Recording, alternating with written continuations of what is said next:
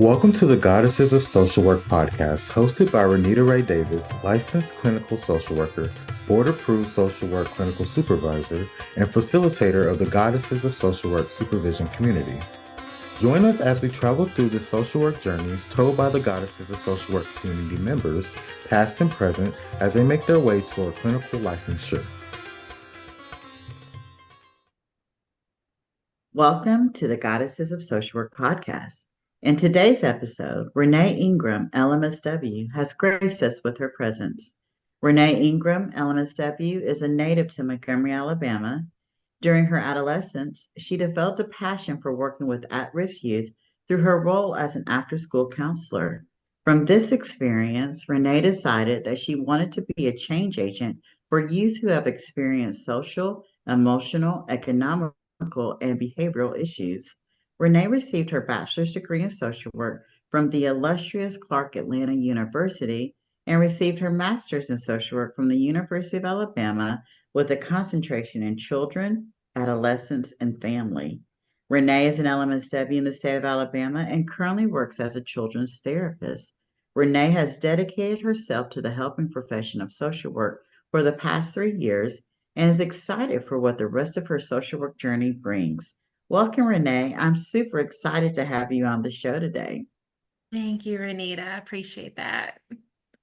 Renee, I am so intrigued by your education journey. You went to both an HBCU and a PWI.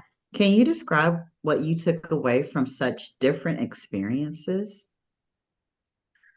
Yeah, when I think back on my experience from Clark Atlanta, it opened my eyes a lot to not only like the profession of social work, but from what they based our curriculum on was the Afrocentric perspective.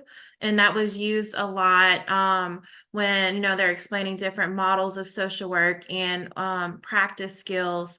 And that was very new to me. I didn't know that that was an essential part of the work that I was going to do was working from the Afrocentric perspective and really recognizing the strengths, culturally, that African Americans have and using that in practice. I didn't know that was something that, was so important. So I really do thank Clark Atlanta for that.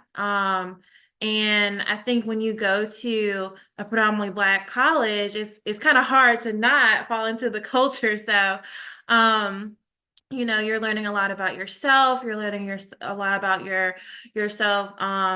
And looking through other people and their culture, because you're not just going to school with just African Americans, you're going to school with other people from different countries, and you're just learning so much. And being able to put that into practice, I think was really beautiful for me. It kind of centered me a little bit. I really liked it. And now kind of looking at my experience with the PWI, it was drastically different. You kind of have more of just a strengths perspective, kind of like a general way of practice with your clients. Is not so much culturally focused. And you also kind of have a different experience with your professors too. They are more, I don't know how to say it, but more like they're more like straightforward. So they're not I think as sensitive to certain things that may be going on.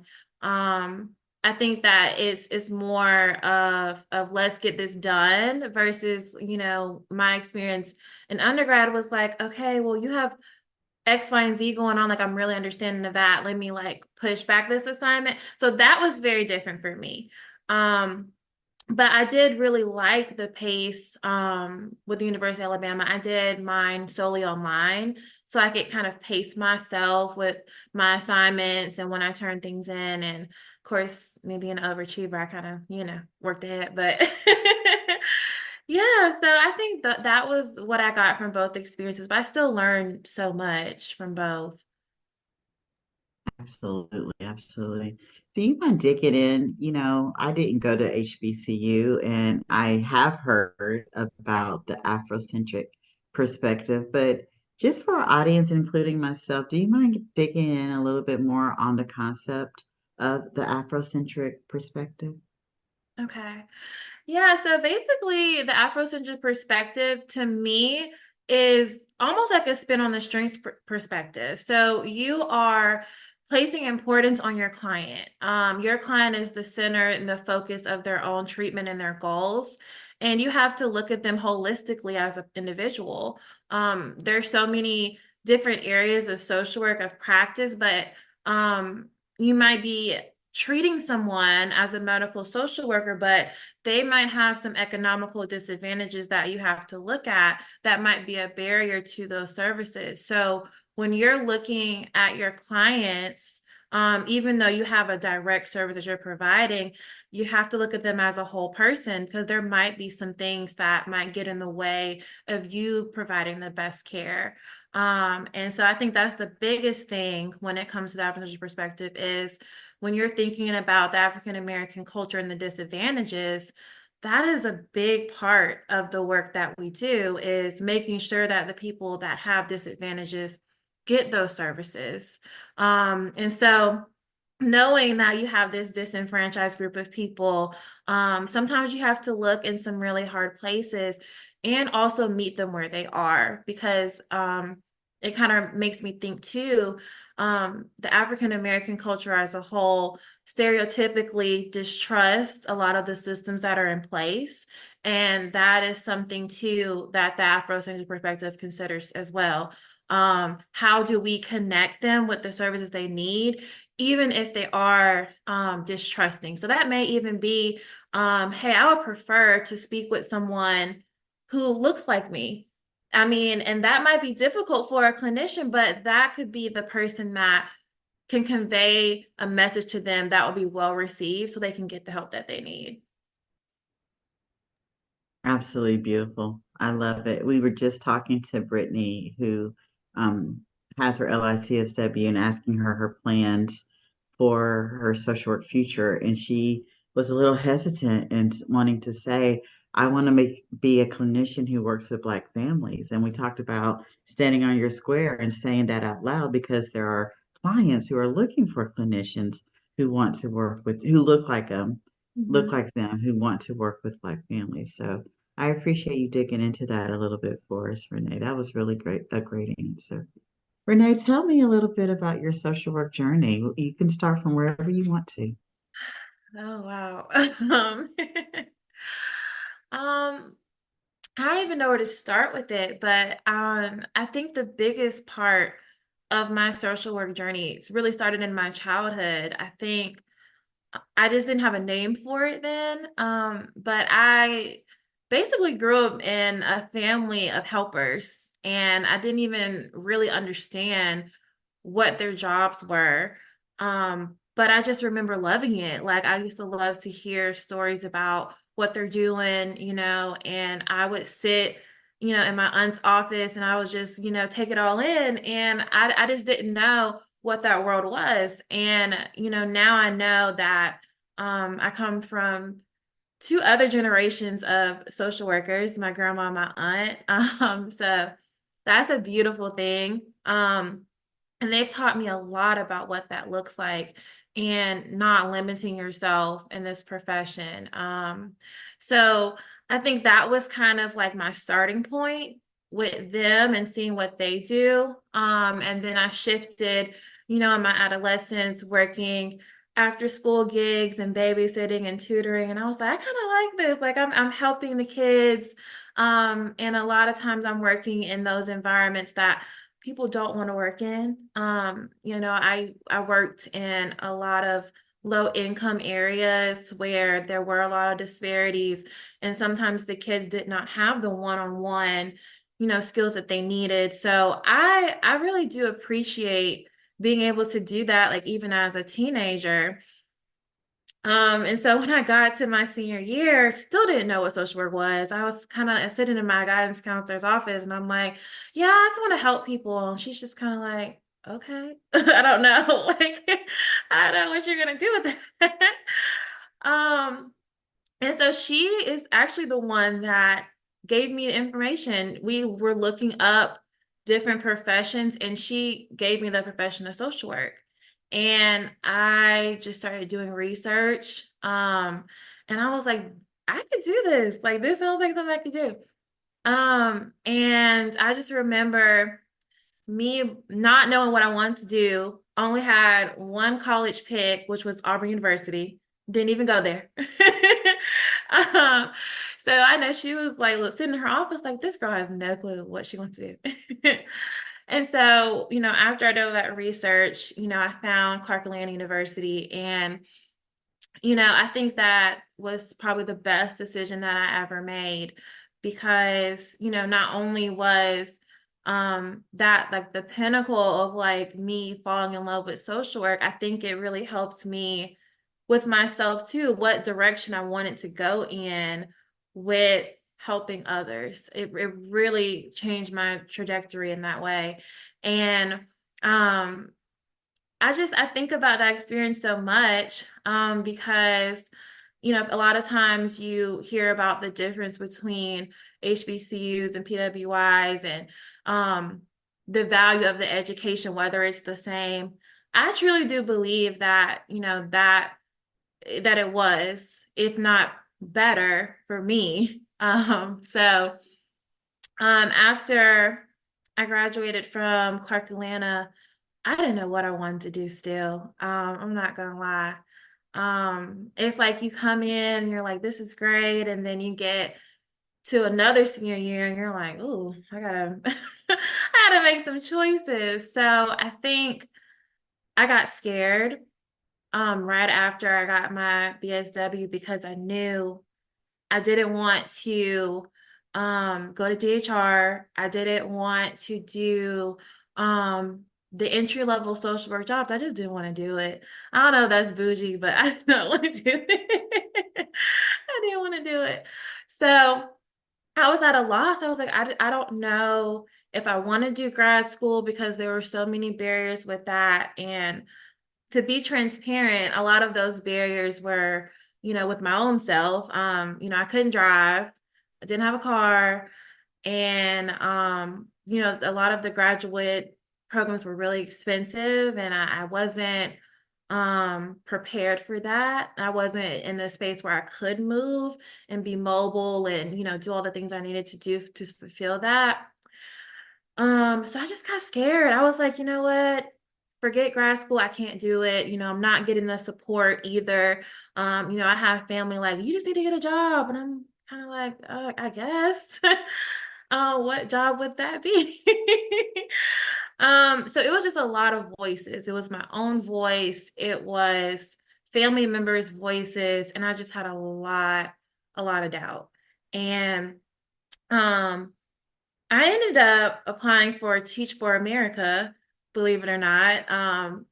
That was a plot twist. Yeah, I applied for Teach for America and I was like, I'm just going to be a teacher. They're going to place me somewhere. I'll just be a teacher until I can figure out how to make this social work thing happen. And I go through all the interviews for Teach for America. I do my lesson plan, I teach it, whatever. And I get it. And I'm still kind of like, this don't feel right. Like, I can't even be excited for this because this is not what I want to do either. But I was like, honestly, I think I was trying to be safe.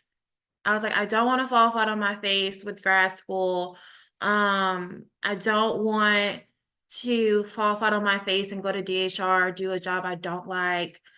So I try to talk myself out of social work. And when it came time for me to pick where I wanted to be placed for Teach for America, I called my recruiter and I was like, I'm not doing it. I'm not gonna do it. um, and after that, I went to grad school scared.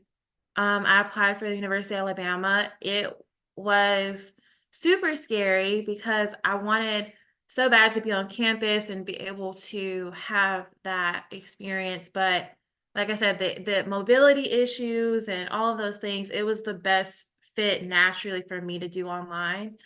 And so I like to think of like my orientation as like that turnaround moment for me.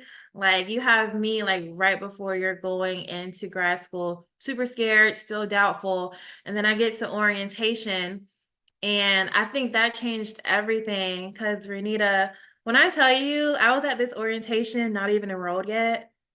I don't think I've ever told anybody that.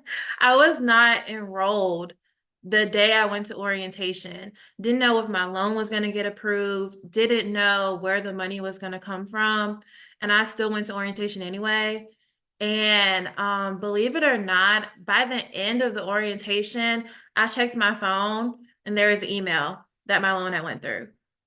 Like, I just feel like that was just like a sign. Like I don't know. Like if that's not a sign, I don't know what is.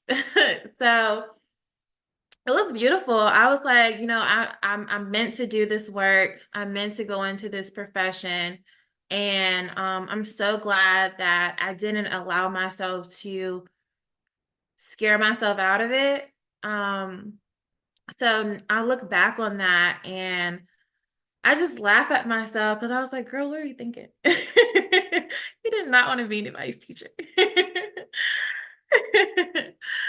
So that's basically how I think this social work journey really got started for me was pushing past the fear and still doing it. And once I finished my master's degree, it felt like, okay, boom, I'm hit with something else. So a few months before I was supposed to graduate, um, it was the peak of COVID. It was so crazy to be in your last semester of grad school and being told, well, you can't finish your internship. You have to go home. And I just remember feeling so sad about that. I felt like, this is something else that's happening that's out of my control. And I don't know what this is going to look like. So I'm just sending in paperwork or like little BS assignments instead of actually being in the field and working with clients, and I was just kind of torn up about that. And not only did I get sent home from my internship, but um towards the end of March 2020, my grandpa passed away. And I think that was like, oh my gosh, like it was like the worst month possible for me. I think that was probably the worst day of my social work life, honestly. Because everything stopped. I didn't I wasn't able to go through my internship and see my clients. That stopped. One of the most important people in my life, he was gone. He couldn't see me graduate. There was no graduation. So it was kind of like another setback for me of like, how do I do this? And so when I did graduate, I got my diploma in the mail and I tried to pick myself up and apply for jobs. And um, I applied for everything under the sun. I did. I wanted so badly at that point to be a therapist. I had that set in my mind, um, that I wanted to be a therapist, and I was not getting those jobs. I'm an entry-level social worker. With a master's degree, and I'm not getting calls back. Like, and the callbacks I'm getting are like, well, you have to have your license, or, we're looking for someone with more experience. And I'm just like, okay. So, I went through a few months of just beating myself up because you have this idea of how you feel your journey's supposed to go. It's like if I check all these boxes, then it's like it has to happen. Like I did everything right. And it just wasn't happening that way. Like um every time I tried, it felt like just a huge blow. So I was kind of like stagnant for a little while. Like I was sitting at home. with my dog, just sad.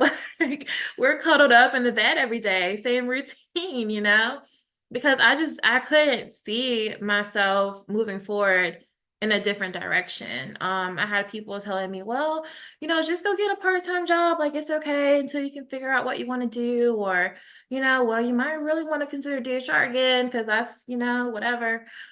And kind of started getting back in that self-doubt, like, okay, well, maybe they're right. Maybe I do need to just, go back to DHR or some of the other options out there before I try to be a therapist. And I think I took a break from that. I was like, I'm not going to apply for any more jobs. I used all my part-time money to pay for my licensure. And I think back to that part-time job. I was making $10 an hour in after school, which is nothing. And I'm working 5 days out the week for just 2 or 3 hours. And I was just putting money to the side. And all that money that I saved, I paid for my whole licensure. I was like, this is it. Like, I mean, if I can't get this, I don't know what I'm doing. So I put all my money into that. And I studied for 3 months nonstop. And I carried my notebook around everywhere. That little study book for LMSW, like that thing was so beat up because I took it everywhere. Because I was like, if I don't get this, I don't know what I'm gonna do. So I would take it to work with me, write my little notes and have my little flashcards out for 3 months straight. And so when I walked in that exam room, I said a prayer and I took it and I passed on the first try. So when I look back on my social work journey, it was so chaotic and crazy. And I feel like every moment that I felt like I wanted to give up, it was always like that one thing that happened that was like, okay, you need to pick your head up. Like, stop trying to put your tail between your legs. Like, you're not running from it. So, I think that's probably been the most beautiful part of it. It hasn't been easy, but there's been so many signs that this is what I'm supposed to be doing that kind of brings me back and kind of centers me a little bit. So I'm so grateful for all of that. I wouldn't want it to happen again, but I'm grateful for all of that because now I can say that, I stuck to it and now I am a children's therapist. Like I'm doing exactly what I said I wanted to do right now. So, yeah. I heard somebody say recently, I'm living in my prayer. Yeah, and that's what you're doing. Renee, that is such a great social work story. Can I tell you about my sign? I Yeah. also went to the University of Alabama for my graduate degree. I think it was before they did the online. I'm old school. So I was sitting in Little Hall when it was still haunted, and I too went to orientation, and I didn't know how I was going to pay for it. I was still a student at Auburn. That was before they, yeah, I hadn't graduated from Auburn yet, and I had already went and been accepted and was sitting in orientation and did not know how I was going to pay for it. And I remember sitting in the common room and just sitting there. I don't know what I was sitting there for. It was I'm just sitting there like I'm not leaving. And then the dean, I can't remember I feel like it's Dean Richards. I don't think he's with us anymore. He just called me in his office and miraculously they had some money for me to go. Yes. And then I was able to leave. But it was the same energy of I'm just gonna go to orientation. I don't know how I'm gonna pay for this thing. And then before I left that day, there was miraculously some money available for me to be able to attend the University of Alabama. University of Alabama, we didn't say it, but roll tide, right? Right. Roll tide. What I find, part of the story I love, and I love when I get to do the interviews kind of in groups like this because you talked about your aunt and your grandma being social workers, and your grandma was an actual social because we were talking about my mom being a social worker, but not having any letters. She never went Hmm. to school. She just, she raised up a bunch of social workers. But your aunt and your mama actually went through school and were social workers in their profession. And Yes. I was to have that legacy. I wrote down the word legacy. One, you're a social work legacy, first and foremost. That's pretty cool. Yeah. But then to be in your senior year of high school and not know what a social worker was, and having these two beautiful women that, are in your family, that said to me that they didn't push this on you. They didn't try to, it was just in your blood. They didn't try to say, oh, maybe you should do this. This was really something that you had to find on your own. And I find that so beautiful. Do you want to speak to that a little bit? Yeah, I definitely can. I think that the biggest part of my family that I think I appreciate so much is that they're so supportive of everything. Like, I think even when I was a kid, I told them I wanted to be a vet, and then they're like, yeah, no one, I hated blood. I was like, there's no way I'm going to be a vet. But they were like, you can do it. You can do anything. So I think back to that so much of, them pouring into me and all of the choices that I make. Even if they don't agree, they're not telling me they don't agree, but they know that I'm hard-headed, so I'm gonna do it. But I love so much that they support me, and they just want me to be happy in what I'm doing. And so, like, to hear you say, like, that was something that was in you, and it still happened. It does make me feel really good to hear that, and I hope that what they were able to bring to the profession does flow through me when I'm in these spaces with these clients, because I think to the stories that they told me about their clients. And to this day, they have people that approach them like, I remember you when you were doing X, Y, and Z. Um, and that's so beautiful to me. Them being able to still receive that consideration of like, you changed my life. I think that kind of makes me like, okay, like that's huge. I can do this, because I know even if I get one thank you, that's a huge big deal. So beautiful. I always thank the social workers who came before us, right? Because we couldn't do this work, as I know it's hard, but still as easily as we do had there not been social workers who came before us. This is for you, Renee. You can speak to it if you want to, but this is Renita being Renita. I heard you saying you're trying to be safe, and then I also wrote down do it scared.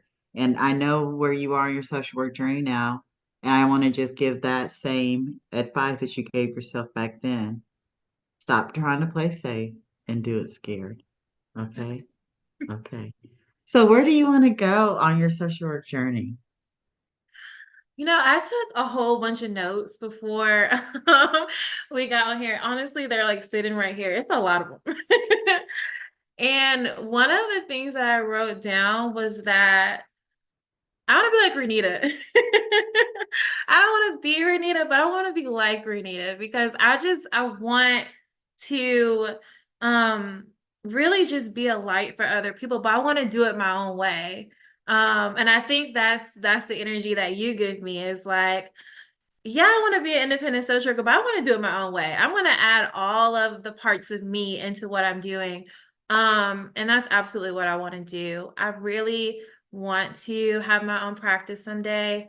Um, I don't know how it's going to happen or any of the logistical stuff yet, but that's my dream right now, is to be able to work for myself and be able to just make it my own. Like, they're gonna say that this is Renee's, and Renee's a little weird, but we like this, like, we like the help. So I would love, love, love, love to be able to do something like that. So I'm hoping that, I'm not gonna say I hope, but I'm gonna say that I want so much for that dream to come true, and I'm gonna do everything I can to make that happen.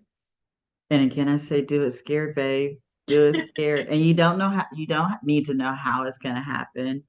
But I'm going to say this to you, and I already know you know this. Just keep showing up as your authentic self.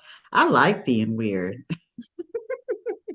I like being weird. I think that that's what makes this journey fun, right? Yeah. Is when you get to be your authentic self and show up weird so your clients can show up weird too. Mhm. Renee, I Exactly. totally, completely can see you doing this your own way and it being absolutely what your clients need. You're the bonfire and you got to show up so they can get warm, right? So I'm rooting for you. Come to our vision board party next year and let's write it down and make it plain so that we may run with it. So I love that. I love that. Renee, who would you say were your I would love to hear a Clark Atlanta shout out university. Who was your favorite instructor from Clark Atlanta? Oh my gosh, I'm so glad you asked me that because I was going that route. Um, my all-time favorite professor of all time, her name is Dr. Margaret Spriggs.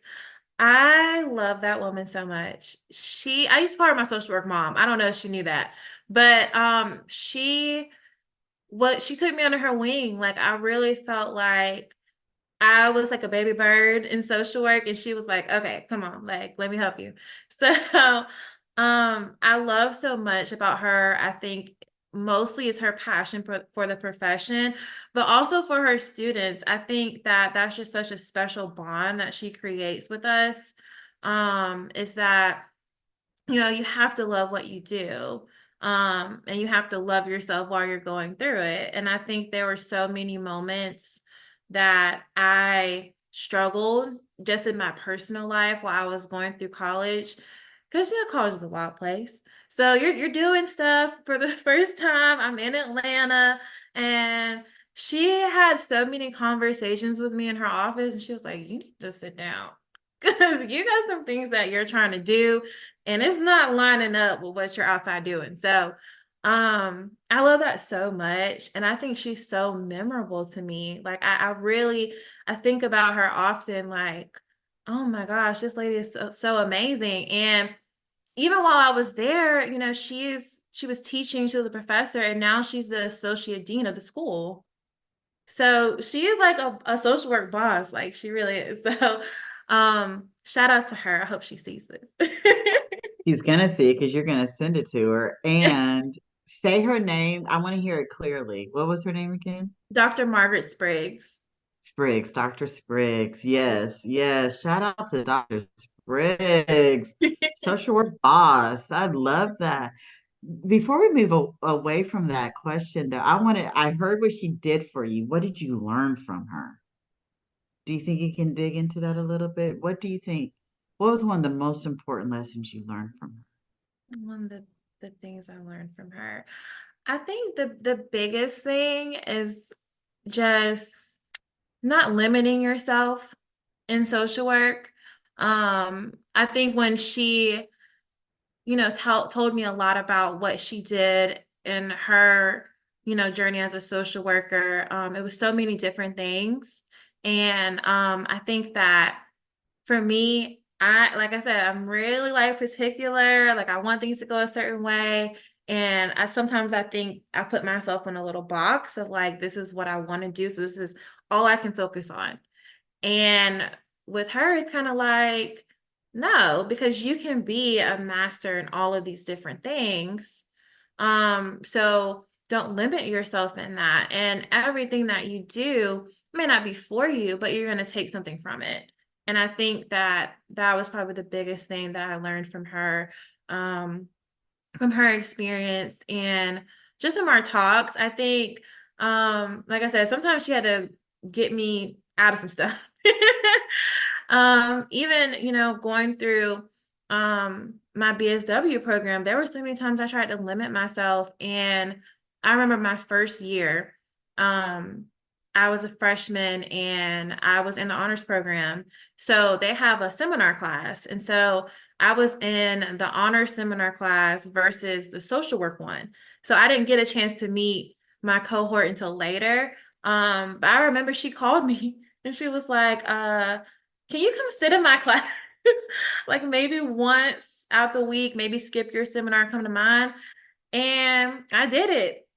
I did it. I listened to her and I did it. But I thought that was so funny because she was like, yeah, you're not gonna miss this social work class. Like, I don't care nothing about the honors program. Like, you need to be sitting in here to hear what I have to say. And I thought that was so funny. And to this day, I'm so grateful she did that because I think that pushed me even more to really focus in on social work as a priority versus like, you know, I could do that. She's been a social work boss. It sounds like she has been a social work boss. And besides, I heard make social work a priority, do it scared, and be bold. Mhm. And she taught you to be bold. Renee, what is one thing you would take on your social work journey? I think the biggest thing that I want to take is giving myself grace. Because I think that I went into the profession wanting it to be a certain way or having different expectations on what I could do. I think that I went into it loving it so much and I'm like, oh, I'm going to change everybody's life. It's going to be amazing. And then when it didn't happen or, the client didn't follow through, it was kind of like, dang. And I used to find myself feeling so upset about that. Like I was really hurt about that, like really offended. And I'm like, why are you offended? Like, so I would definitely give myself grace and kind of let myself know, moving forward, it's like this is one of those professions that you can only do what you can do. And once you give it your all, you have to let it go. And another piece of that I will say is giving my clients grace as well because while they're trying to change, it's not easy. It's not always what they want to hear. And sometimes when it's like that, people run. They're not ready for that. And I think that comes along with grace too. Another piece of it, I think I wrote down somewhere. Look through my pile of notes. I wrote down having faith. I think that is something that I lacked at many times during my social work journey. So if it's not perfect, it's okay. But I just think that it's so important to have faith in something. Even if it's just having a little faith in yourself that you're going to be able to do the things that you set out to do.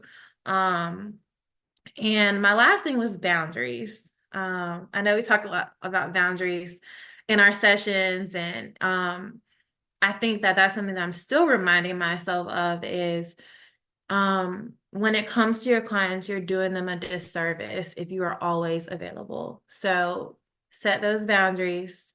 And also boundaries for you in other areas of your life because you cannot be the best social worker trying to be the best everything else. So you kind of have to pace yourself, even in your personal life with, I just need a minute to sit in the silence and do nothing. And so then when you start back on Monday, you're like, okay, I can do this thing because I've had a minute to recharge. So that's really important. So yeah, I think that was like three things, right? Yes, that was so good. I'm so glad you pushed that boundary and moved past just the one because we need to hear all three. Let me tell you the interview I did right before yours, she said grace, and you didn't know that. And the last thing she said was boundaries. And we came up with the tagline that we're going to get merchandise for. A boundary a day keeps the burnout away. I Yeah. like that. Yes. Love So it. maybe the goddesses of social work, we're going to get coffee cups or something with the boundary a day keeps the burnout away. Oh, Renee, that was such a great answer. What would be something or some things, however you decide to answer it, that you would leave behind? Like, let's not take that with us into 2024. I think the biggest thing that I don't want to take, and I think that I've experienced a lot this year, is just the fear. I think I've had a lot of fear, and it's been really conflicting because it's like I know what I want and I know that it's out there, but then, I get in my own head and I'm like, it might not happen. So let me kind of shift back into what's comfortable. But I think the biggest thing for any social worker is just recognize that fear, but also figure out, how do I move past it? I think for me, like, I've recognized it. I haven't figured out the how to move past it part yet. But I'm hoping in 2024 it'll, unfold for me how to move past that. But I want to leave fear behind for sure. Because I mean, that's the one thing that um is going to hold you back from all of the beautiful things that could happen. And I just want to set that intention, like Miss Renita says, not to do that. Yes, set that intention. This is a good day to set. I'm gonna be weird. I'm gonna be my Renita self. Today is the winter solstice, and it is a really good day to set an intention. So, and to release, and so releasing fear. And I think, you said you haven't figured out how to do it.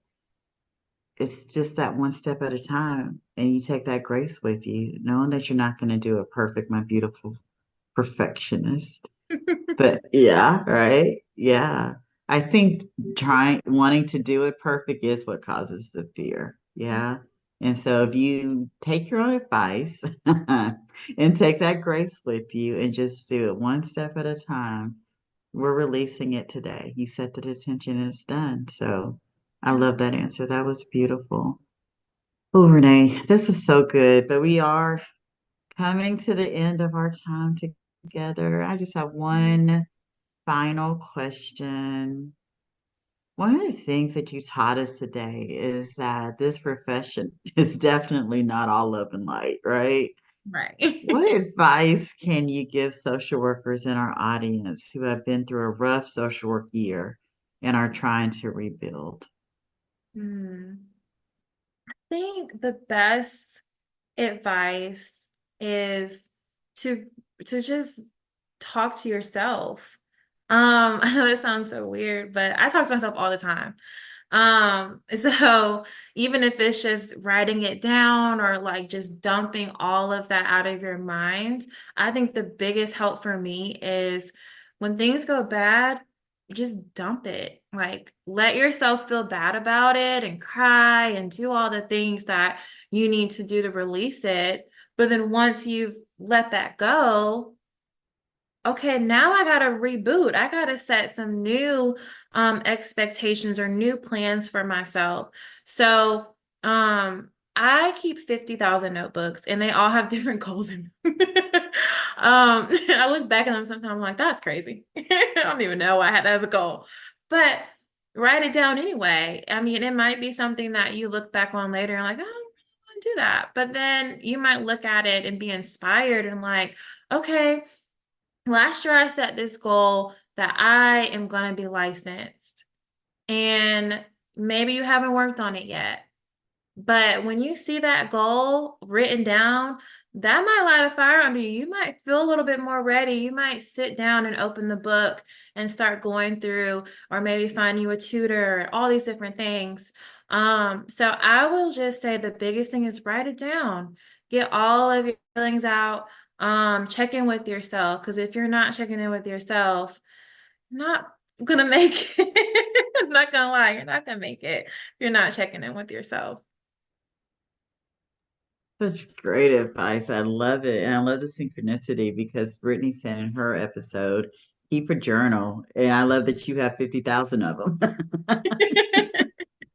And we believe in writing it down. And that's how you build and or rebuild, right? When we're talking about answering the question, you've had a rough social work year and now we're about to go, try to rebuild.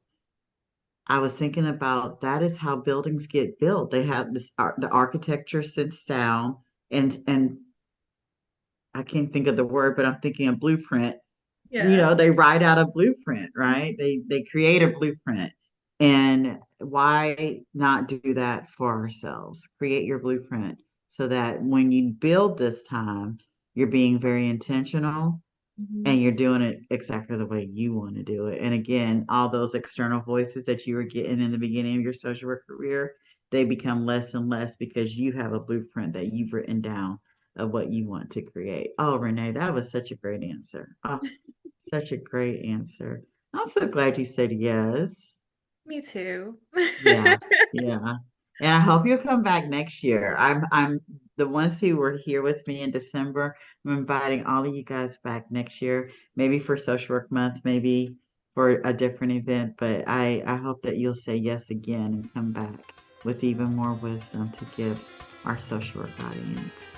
Okay. Thank you for listening to today's episode of the Goddesses of Social Work podcast. We are glad you were here. If you like this episode, please come back to hear more stories of the journeys through social work, and please leave us a review on Apple or Spotify.